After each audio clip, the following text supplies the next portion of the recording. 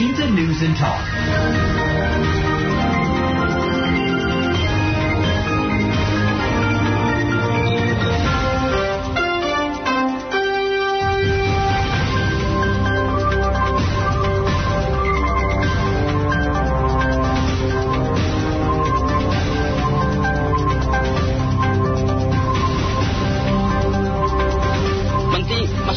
Menteri Komunikasi dan Digital atau Menkomdigi Mutia Hafid mengatakan penonaktifan fitur live di aplikasi TikTok dilakukan secara sukarela, bukan permintaan pemerintah. Sebelumnya fitur TikTok Live dilaporkan tidak bisa digunakan oleh sejumlah pengguna di Indonesia sejak Sabtu 30 Agustus 2025 malam. Gangguan ini muncul bersamaan dengan gelombang demo besar yang terjadi di beberapa kota di Indonesia, termasuk Jakarta. Langkah ini disebut sebagai upaya pengamanan tambahan agar platform tetap menjadi ruang aman dan beradab. Apakah penonaktifan berekspresi atau langkah efektif mengurangi penyebaran konten kekerasan dan provokasi? Kita sudah terhubung bersama dosen Departemen Komunikasi Fakultas Ilmu Sosial dan Ilmu Politik UNER, Suko Widodo. Shinta News and Talk. Pak Suko, belakangan ini kan publik lagi ramai ya Pak mengenai membicarakan ya keputusan TikTok yang menonaktifkan fitur live streaming di Indonesia. Nah, pemerintah menyebut langkah ini sebagai secara sukarela karena tidak ada permintaan langsung dari pemerintah seperti itu. Nah, kalau menurut Pak Suko, apakah penonaktifan ini adalah ancaman terhadap kebebasan berekspresi atau langkah efektif untuk mengurangi penyebaran konten kekerasan dan provokasi, Pak Suko? Terima kasih Mas Akbar. Ya, saya kira banyak anak-anak muda yang gelisah pemakai TikTok yang hari ini ditutup entah sampai kapan. Tapi kita coba lihat dalam dua sisi agar kita melihat dengan jernih. Kalau belajar dari story, memang media itu selalu berkaitan dengan persoalan politik. Bahkan Amerika pernah suatu saat ketika akan menyerang Kuba, walaupun serangannya kalah, itu pun mengundang para redaktur media saat itu dan meminta mereka, silahkan kalau Anda muat berita ini, kami akan menyerang besok karena undang-undang negara mengatakan keputusan negara disampaikan.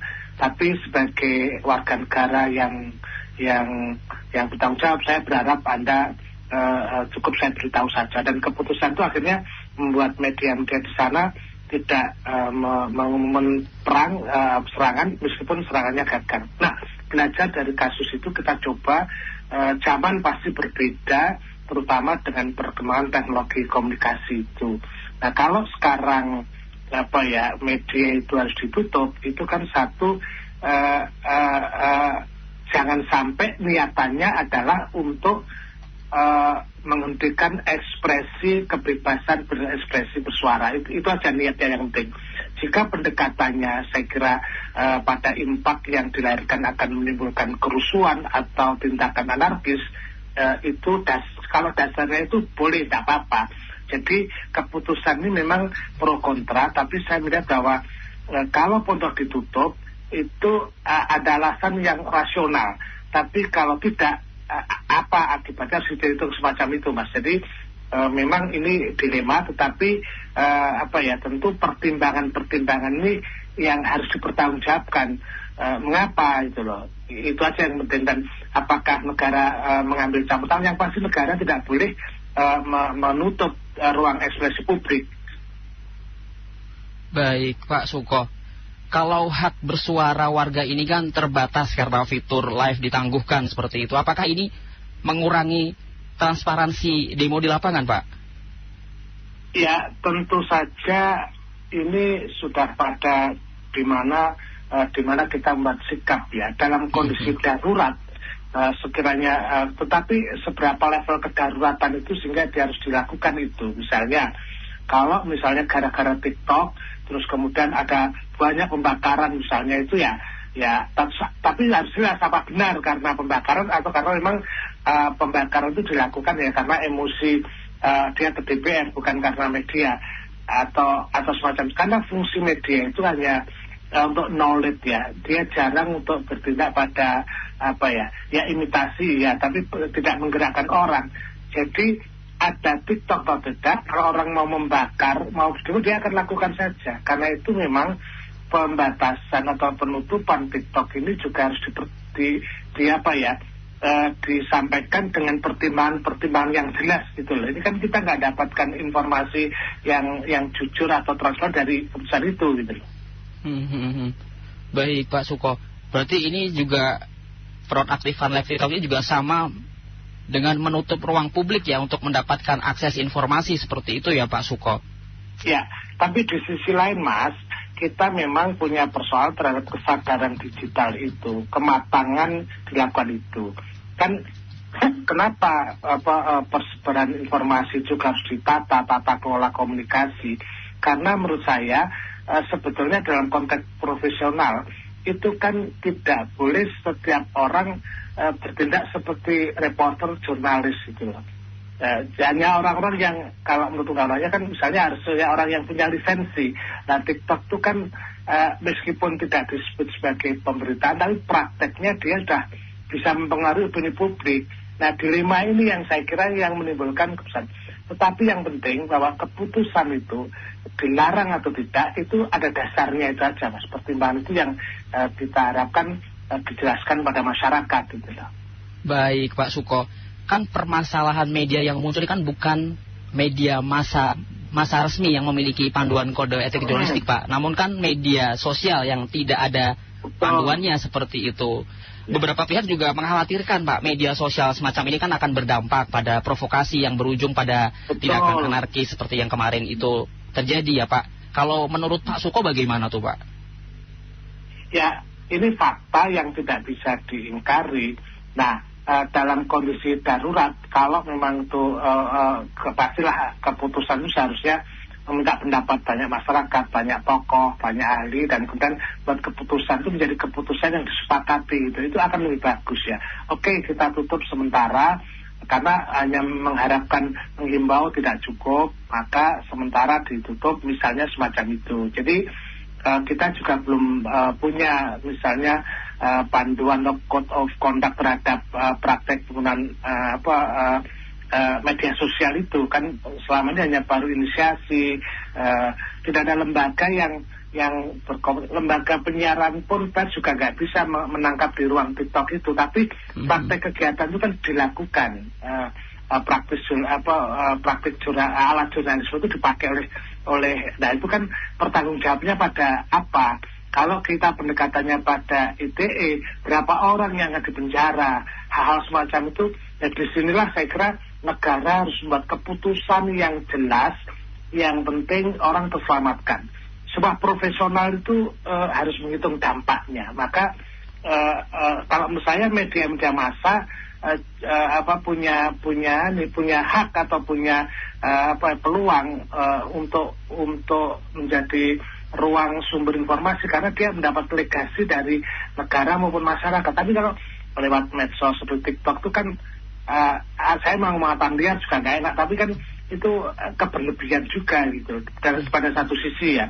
Tetapi sekali lagi bahwa terhadap konten-konten yang tetap dia jualan, kreasi lain yang membuat konstruktif kan juga dipola. Pada dasarnya jangan sampai masyarakat hak-haknya terkebiri akibat penutupan. Ini saja maksud saya. Baik Pak Suko, kalau saya baca-baca ya Pak, di sisi lain kan pemerintah melalui Wamen Komdigi agar Raka Prabowo kan menegaskan langkah ini kan untuk mencegah hoax, disinformasi atau kesalahan informasi dan ujaran kebencian. Kalau Pak Suko ini menilai bagaimana nih Pak keseimbangan antara menjaga ruang digital tetap sehat dan sisi lain juga prinsip kebebasan berdemokrasi atau berekspresi juga? Sebuah negara yang demokrasinya berkualitas ketika ada media yang berkualitas.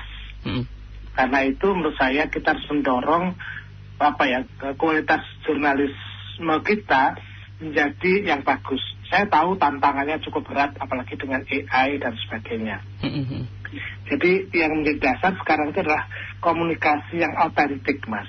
Saya melihat misalnya prinsip jurnalisme kan harus cover by side ya, jadi sisi harus imbang semacam itu. Tapi kalau dia menjadi alat propagandis juga tentu kita mempertanyakan, loh kok begitu misalnya itu penyikapan itu gitu loh. Jadi ini yang saya kira, tapi masyarakat kita tidak bisa membedakan mana media massa yang mainstream yang resmi maupun media sosial TikTok yang sedang digandrungi semacam itu. Kita belum punya penataan itu. Peristiwa ini seharusnya Komdigi merumuskan landscape terhadap peta komunikasi publik, sistem komunikasi di Indonesia di kedepannya itu loh. Bahwa hari ini kita memang harus berpuasa soal penjelasan kepada masyarakat yang enak. Jadi misalnya kita harus punya tokoh mengapa ini kami tutup atau mengapa TikTok menutup. Ya dibuka aja karena kami khawatir ini dan ini akan lebih bagus jika kan klarifikasi komunikasi ini kan dengan jelas akan bisa minimal bisa diterima gitu loh, semacam itu gitu loh. Jadi tidak perlu alasan misalnya sukarela TikTok atau apa. Enggak, oke, ada penjelasan semacam itu gitu loh. Ini kita harus bareng-bareng buat keputusan bersama. Yang kurang sama ini kan kita membuat keputusan bersama-sama gitu loh. Baik, Pak. Izin ya Pak, kami libatkan pendengar ya untuk bisa menanggapi talk kita. Baik, ini ada Pak Iswanto dari Bandung. Halo Pak Iswanto. Iya, selamat siang Elvinta. Siang. Selamat siang Pak narasumber. Siang Pak Iswanto. Silakan Bapak. Iya, kalau saya sepakat ya kalau TikTok itu menutup live juga untuk sementara, karena TikTok ini kan swasta aplikator, bukan bagian dari pemerintah. Jadi mereka harus mencegah hal-hal yang tidak diinginkan. Kalau tidak, nanti mereka disalahkan kalau terjadi apa-apa. Nah justru menurut saya pemerintahan kita yang nggak berani tegas. Kalau memang itu nggak perlu ditutup ya Menteri Komunikasi pemerintah meminta TikTok jangan ditutup. Jadi pemerintah yang bertanggung jawab segala akibatnya. Kalau toh harus ditutup pemerintah yang minta. Jadi saya kira agak lempar tanggung jawab ini ke kehendaknya TikTok sendiri dan seharusnya tidak begitu, pemerintah yang tegas. Apakah perlu ditutup atau live itu perintahkan ditutup, kalau tidak perlu katakan jangan ditutup. Jadi segala akibatnya tanggung jawab pemerintah. Jadi di kita memang begitu, pemerintahan kita selalu semuanya nanti dilimpahkan ke swasta. Kalau ini nggak ditutup terjadi apa-apa, wah kan TikToknya yang diserang terus. Nah itu saja, selamat siang, assalamualaikum. Terima kasih Pak Iswanto. Mungkin bisa ditanggapi Pak Suko ya dari Pak Iswanto tadi. Pak Iswanto cukup matang pengalaman, mungkin tahu pasti risiko-risiko akibat media ya, karena media ini kan bisa ibaratnya pisau bermata dua ya, jadi tergantung siapa yang memegang. Bahaya juga lah Mas Akbar kalau dia tidak terkurasi kualitas penyebarannya. Saya mohon maaf kepada pegiat TikTok yang kemudian melawan itu, tapi kondisional ya. Saya kira kalau kita aman kita melakukan itu, karena orang nanti akan menjadi apapun dituangkan. Bahkan sekarang ini kan juga saya prihatin misalnya bagaimana mahasiswa atau siswa yang kemudian berani mengumpat kata-kata binatang kasar yang muncul, yang itu sebenarnya agak terperabot dari kultur komunikasi manusiawi di budaya kita gitu loh. Jadi itu juga harus dihitung. Kita harus bertanggung jawab terhadap masa depan sistem komunikasi kita gitu loh. Bahwa TikTok ditutup, saya tidak setuju. Tetapi kalaupun saya setuju, tentu ada penjelasan. The freedom is not free. Kebebasan itu tidak selalu bebas. Kalau kebebasan itu mengganggu privasi orang berlebihan kan juga tidak betul juga. Jadi ini yang harus kita bersikap adil, dan ini kan kontekstual ya. Goals dari peristiwa nawa itu demonstrasi itu kan problem soal DPR yang gaji angka-angka uangnya terlalu tinggi. Oke, kalau sudah diputuskan, nah kita mesti harus ada jalan tengah untuk dilakukan itu. Meskipun saya juga mendorong agar pemerintah juga lebih membuka hal-hal lain yang harus melakukan extraordinary atau extra decision terhadap perkembangan ini. Karena kan yang terjadi sekarang ada sedikit kemandekan. Tapi TikTok sangat penting di dalam menyuarakan. Nah, tinggal ini kan kita carikan solusi TikTok yang mana atau kapan itu dibuka. Ya jangan terus ditutup. Tidak bagus juga bagi ekspresi demokrasi kita. Baik Pak Suko, selain TikTok yang diblokir, ini kan Pak Wamenkom Digi ya, Anggara kan juga mengatakan demo ini kan bisa jadi makin ricuh karena adanya konten rekayasa menggunakan teknologi artificial intelligence atau AI ini Pak, yang lagi tren gitu ya kan. Ada yang polisi kan dijadikan kayak AI, ada bayi juga yang jadi AI, kan jadi FYP nih Pak di TikTok. Nah kalau menurut Pak Suko, seberapa besar ya sebenarnya peran AI ini dalam membuat situasi di media sosial menjadi lebih rumit, jadi panas gitu Pak? Orang kemudian menjadi tidak jujur, tidak berdasarkan fakta akibat rekayasa AI. Jadi ini yang harus dipahami. Karena itu Pak Wakil Menteri Komdigi saya kira bagus dan tapi yang penting dijelaskan kepada publik terhadap risiko-risiko suatu. Tapi ini juga pelajaran bagi Komisi bahwa kesadaran masyarakat terhadap media sosial dan cara berkomunikasi lewat digital ya perlu kita literasi yang lebih bagus di masa-masa mendatang. Kita lebih baik menghentikan sebuah peristiwa kalau peristiwa itu menarik tapi membuat risiko kematian dan kerusuhan bagi masyarakat. Saya kira kita punya dasar untuk menutup. Tetapi ya sekali lagi yaitu harus diikuti tindakan-tindakan berikutnya yang lebih rasional, tindakan yang lebih nyata dan melibatkan semua lini bahwa kita punya problem terhadap dunia digital kita gitu lah. Baik Pak Suko, kalau di Indonesia sendiri ruang digital kan sering disebut sebagai perpanjangan dari ruang publik yang demokratis seperti itu ya kan Pak. Nah, jika aksesnya dibatasi seperti pada fitur live TikTok ini, apakah ini akan justru ya mereduksi ruang partisipasi masyarakat ya dalam menyampaikan aspirasi publik ya ke anggota atau pejabat publik seperti itu? Sebetulnya masih banyak ruang-ruang lain yang saya kira bisa dilakukan. Ini kan teknologi ya, TikTok kan salah satu dari media yang bisa kita lakukan. Ya kita harus belajar pada negara-negara maju atau negara yang sudah mapan, meskipun mereka juga sedang menghadapi media sosial yang lainnya, terutama untuk anak-anak berkembang. Ini kan ruang bebas yang kalau dalam komunikasi itu kan ada leveling, ada private, ada grup, ada media, ada ruang massa misalnya. Nah ruang massa ini kalau konten-kontennya kemudian bisa diakses orang banyak, padahal bukan level usianya atau urusannya, jadi runyam. Kita belum punya peta itu gitu loh. Kita berapa dari Komdigi juga membuat pemetaan terhadap media sosial itu dan dengan berdasarkan tentang kebutuhan masyarakat, keinginan masyarakat dan pemikiran untuk menjaga masyarakat itu. Jadi komplit lah pemikiran itu. Baik. Ini saya baca-baca kalau di media sosial atau media massa ya Pak, saya baca menurut pemerintah ini kan take down atau pembatasan yang tidak dimaksudkan untuk membungkam kebebasan berpendapat, tetapi untuk mencegah provokasi. Nah, kalau Pak Suko melihat resiko penjelasan macam ini akan menjadi praktik sensor yang lebih luas nggak Pak untuk kedepannya nanti, terutama untuk menyuarakan aspirasi ya? Gimana? Pada titik tertentu sekarang situasi seperti sekarang ini kita melihat bagaimana situasi di daerah. Kita percayakan aja pada media mainstream untuk menangkap fenomena apa yang terjadi. Saya khawatir jika ruang ini juga, ini kekhawatiran sebagai orang tua ya. Saya mohon maaf anak muda kalau saya salah ya untuk mendengar semua. Tapi saya punya pengalaman bahwa risikonya di banyak negara, banyak daerah akan menimbulkan konflik, maka pada posisi ini negara harus hadir untuk membuat keputusan yang bijak, meskipun keputusan itu ada yang tidak menyukai.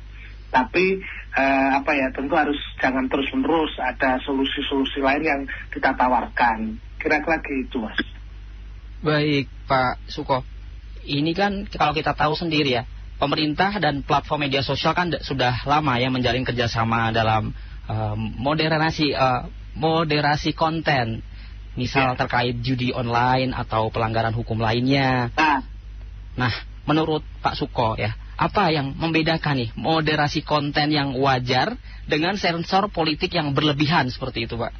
Ya, harus adil. Bagus, Mas. Itu kalimat bagus. Pertanyaannya, moderasi itu betul. Jadi, ya kalau kemudian masyarakat diliterasi untuk bersikap positif, ya pemerintah harus menutup dong ruang-ruang judol, pinjol yang menurut saya tidak bisa dipertanggungjawabkan gitu loh. Itu kan malah membuat penderitaan rakyat gitu loh.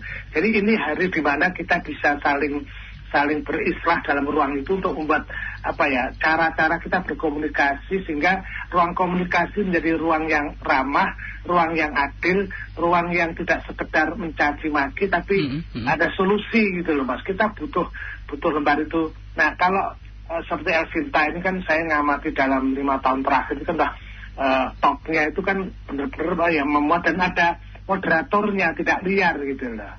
Sehingga ada gatekeeping yang bisa menjaga seperti Anda. Anda ini kan orang yang menurut saya kan cukup harus belajar juga, luar biasa. Saya ngatur narasi yang muncul itu, mana yang berisiko, mana yang tidak, mana yang sara, mana yang menghantam orang. Itu kan punya pengalaman, punya lisensi. Nah, medsos itu kan lepas gitu aja dan kita tahu risikonya sebetulnya. Jadi, dalam konteks darurat seperti ini, anggap aja ini kedaruratan, ya tapi harus jelaskan kedaruratan itu karena 1, 2, 3, maka kita apa gitu loh, Mas. Saya kira informasi yang terbuka akan membantu warga untuk saling meneduhkan. Baik, terima kasih Pak Suko sudah menyempatkan waktunya ya untuk Radio Elvinta. Terima kasih Pak Suko. Salam. Ames itu. Baik, demikian perbincangan kami bersama dosen Departemen Komunikasi Fakultas Ilmu Sosial dan Ilmu Politik UNER, Suko Widodo.